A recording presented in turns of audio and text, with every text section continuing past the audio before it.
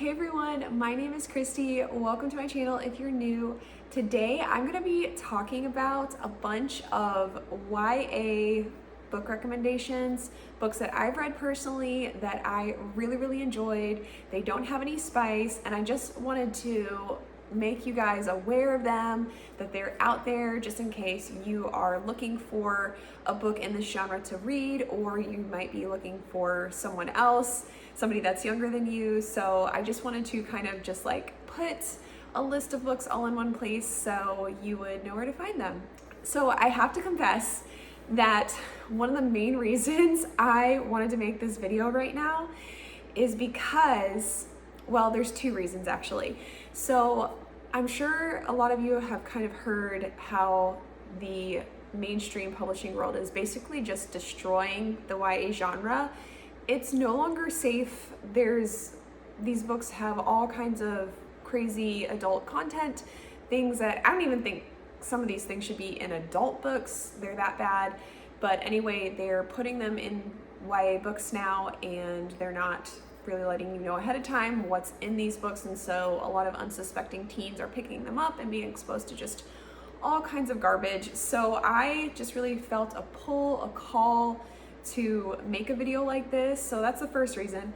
The second reason is I just read one of the cutest YA books with one of the best messages I've heard in a really long time, and I just had to share it with you guys. So this book is called The Cinderella Plot, and I actually talked about it on one of my recent videos, like upcoming releases that I was really excited about, and this book did not disappoint. I read it in 2 days, okay? So I don't know what it was about it. I was just so into it. Like, I love the setting. It's set in a bookstore, basically in the Blue Ridge Mountains, so you have like all those cozy vibes. The mountains are definitely my happy place. So I was just immediately drawn in. I was immediately drawn into the character and her plight. It's basically about this girl that's kind of nerdy, and her parents are, well, her mom passed away and her dad is remarried and he lives all the way in another state, and she has a crush on this guy that's like a really, I think maybe he's like the quarterback in the school. I can't remember. Like he plays a sport in the school. He's like the popular guy. She has a crush on him.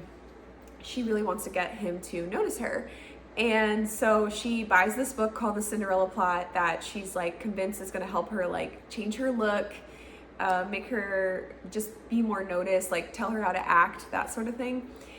And she also has this really close friend, and right away we are getting the vibe that he might, her really close friend that she's known forever, might really actually have a crush on her, really like her. And so the whole time she's like trying to make herself over, she's getting new clothes, and I don't want to spoil anything, but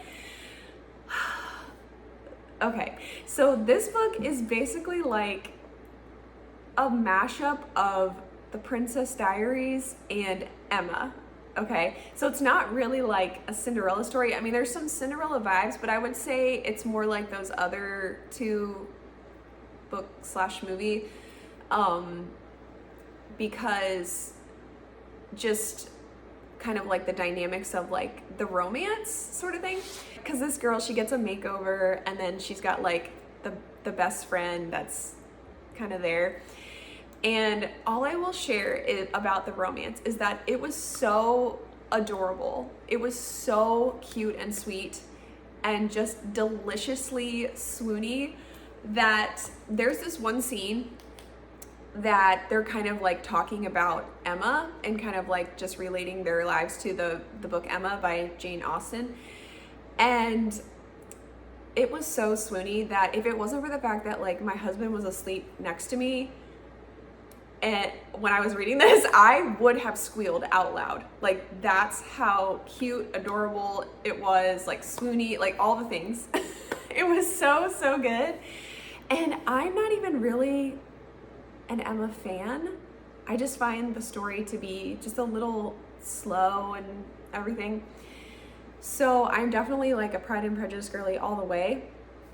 But this book actually really made me like Emma a lot more and made me think twice about it. Like, maybe actually I do like Emma.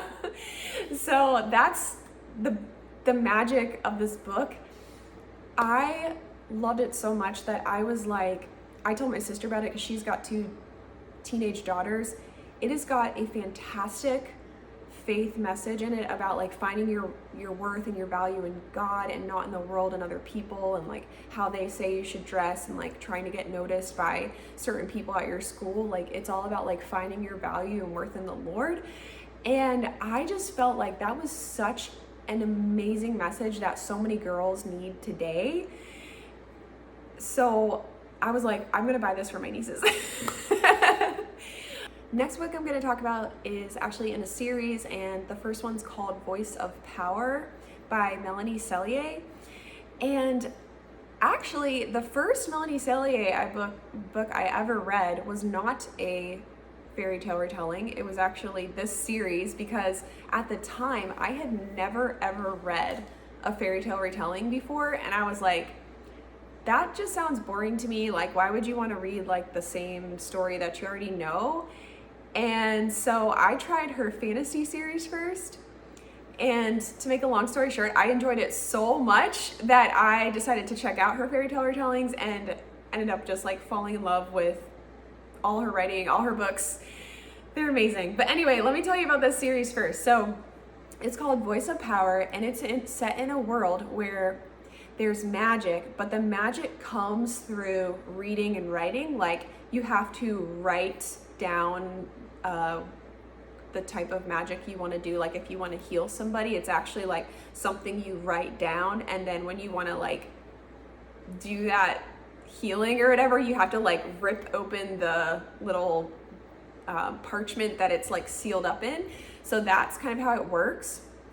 But apparently it's so dangerous in this world that if the non-magic wielders try to read or write, it could actually kill them. So there's like only a select group of people that's actually allowed to read and write in this whole world, and actually allowed to do magic, and they're very, very separated, and it's just like kind of interesting. So the story picks up with this girl that lives among the people that don't do any magic. She doesn't know how to read, she doesn't know how to write. And one day they find out that she can actually do magic, but not through reading and writing. She can actually do it by speaking words. And she's like the first person in the history of this world ever to be able to do that. So what they end up doing is they end up whisking her off to this magical academy to try to figure out like why she has this gift, why she's the only one that's able to do this, to try to teach her to be able to control her magic so she doesn't kill anybody, and or herself. So it's a great book because it's an academy series. So you get to follow this girl all 4 years that she's at this academy. There's a prince in this book, so the romance is really fun. I thought this series was so much fun because there's just a lot of depth to it, like with the world and the things she has to go through, and like the battles they have to fight. There's kind of like a time where she goes off to war. So it's like, but it's not like a bloody war because like they're doing magic. So it's like zapping people kind of thing. So I really, really enjoyed this series. No spice, no language, just a wonderful, heartwarming, wholesome series that I would recommend to any teenager or adult.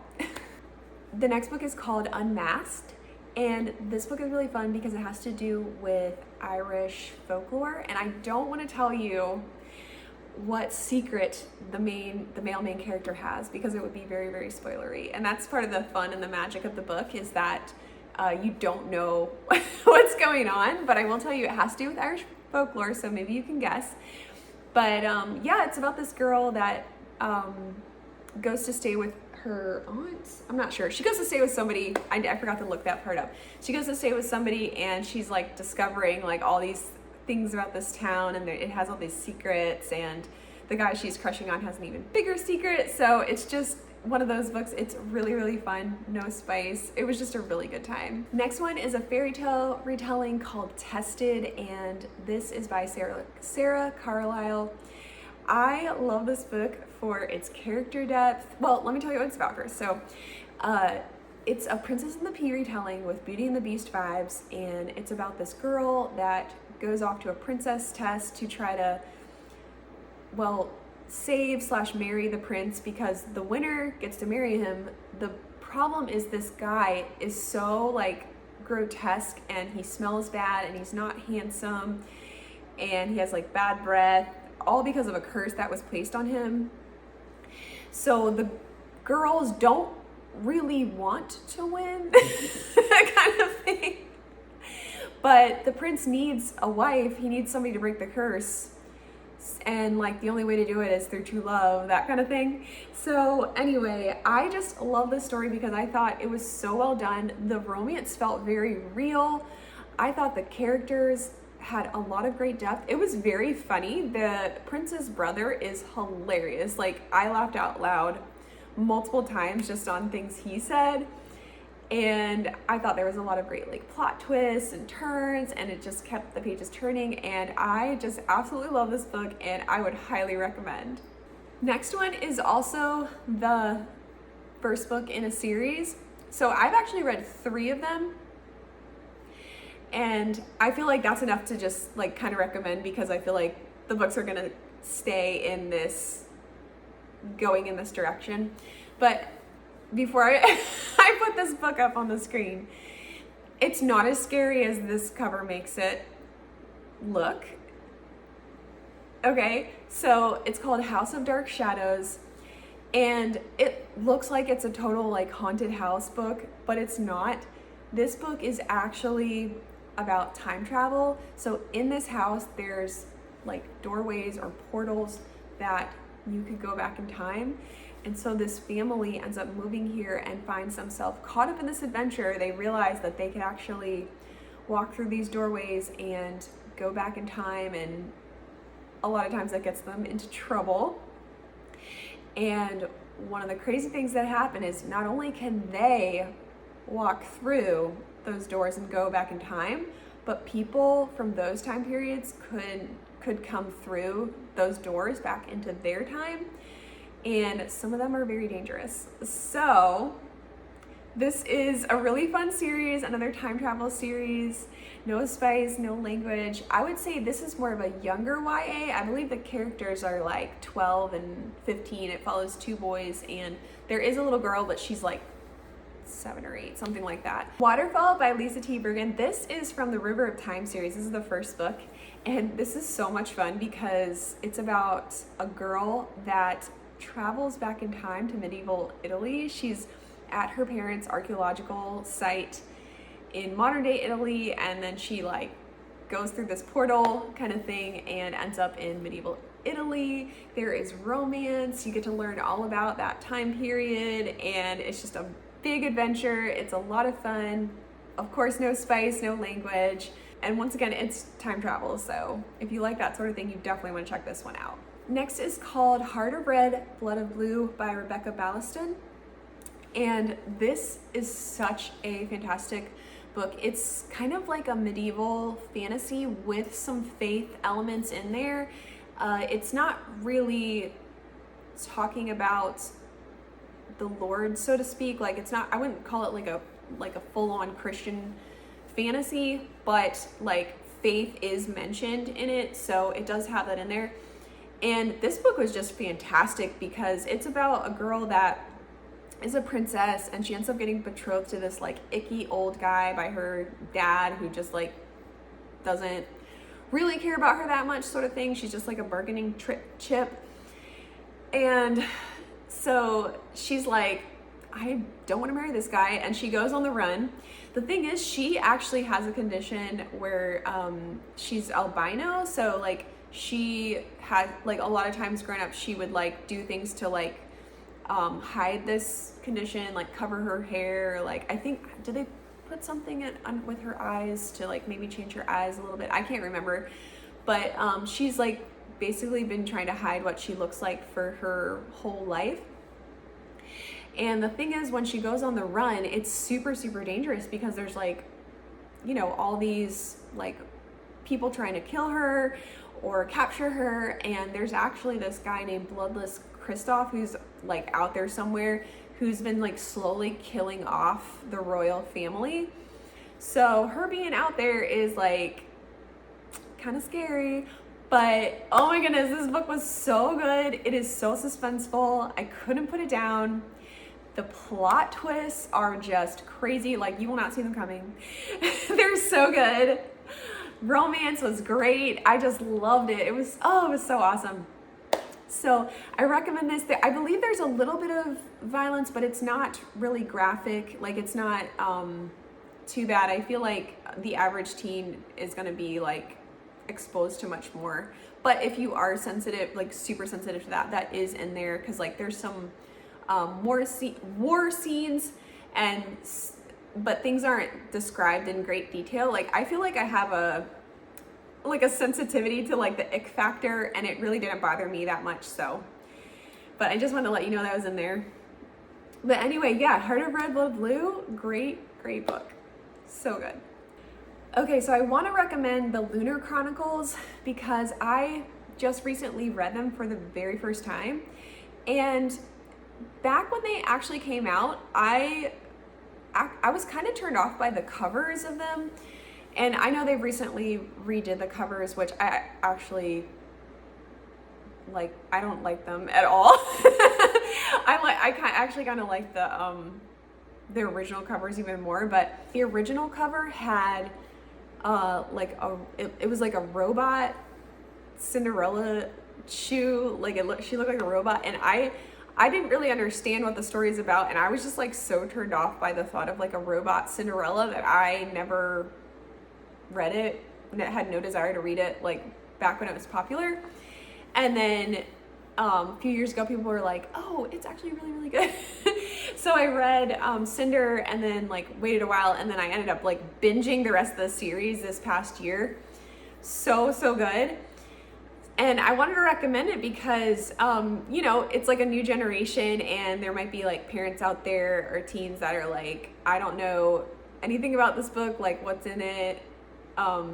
But there's no spice, there's no language. It's really, really fantastic. It's basically a dystopian sci-fi world, and each book is a fairy tale retelling. So the first one's obviously a Cinderella retelling. The next one's called Scarlet, and that's Little Red Riding Hood. The next one is called Cress, and then that is a Rapunzel retelling. And the last one is called Winter, and it's a Snow White retelling. And what I love about this series is that you get to follow all the characters throughout all 4 books. So like the characters you meet in the first book continue with you the rest of the series, and so on. And you get to see how they all work together, and how they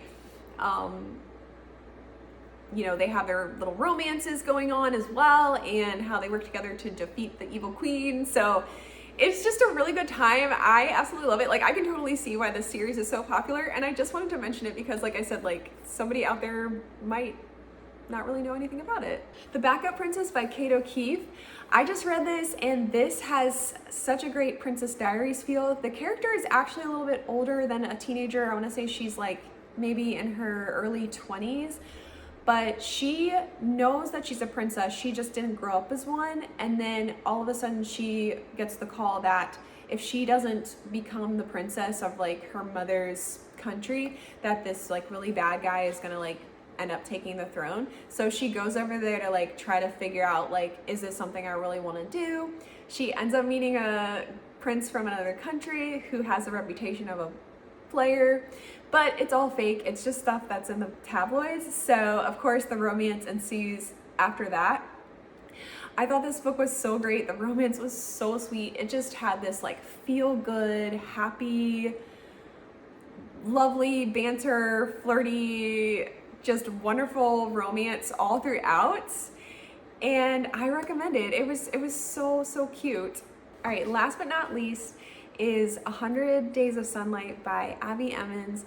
And I love this book so much. It is about a girl that loses her sight in a car accident, and her grandparents, she lives with her grandparents. She is like a poetry blogger, and they put out an ad in the paper to hire somebody to help her start blogging again, just try to like help her. They're just trying to help her get a little bit of her life back while she can't see. And the person that actually answers this ad is a boy that has no legs. His name's Weston, and he's just so happy to finally help somebody that isn't looking at him like he's some kind of like sad story. And she's like freaking out, like yelling at him, like giving him an attitude, like doesn't want him there. And he thinks it's like the greatest thing. So he keeps coming back. And what actually, I thought this story was mostly going to be about Tessa, the girl main character, and it is, but I feel like it's actually more about like Weston and how he was able to overcome his handicap, and it was just so great. This book made me like want to soar. Like it's so uplifting. It's got such a great message of just like overcoming, that when I finished reading it, I just felt like I could do anything. Like that's just the kind of book it is. So I will tell you that there is a little bit of language in it. The language is very minor. The A word is said. It is only in the guy's point of view. Sometimes it comes from the actual main character. Sometimes it comes from his friend. And basically what they're saying is like, don't be a pansy, A kind of thing.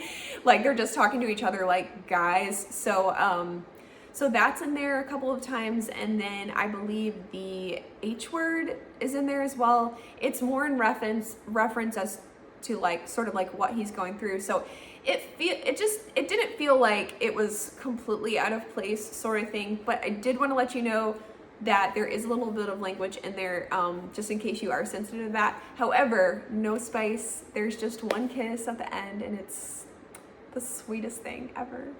I love it so much. So anyway, that concludes my YA recommendations. I hope that you were able to find something that maybe you would like to read, or that you can recommend to somebody else. I hope this video was really helpful, and I will see you guys in the next video.